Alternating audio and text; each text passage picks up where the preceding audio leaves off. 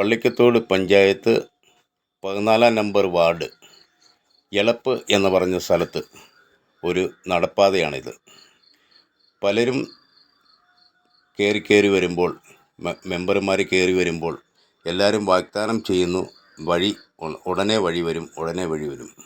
ഇത്രയും വർഷങ്ങളായി ഇവിടെ വഴിയില്ലാതെ വളരെ ബുദ്ധിമുട്ട് അനുഭവിക്കുന്നവരാണ് ഇവിടെ കിടക്കുന്നവരെല്ലാം.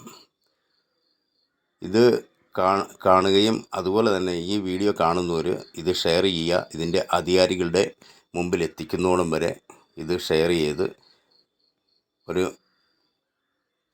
വഴി വരുവാൻ വേണ്ടി എല്ലാവരുടെയും പ്രാർത്ഥനയും ഉണ്ടായിരിക്കണം എന്നപേക്ഷിക്കുന്നു.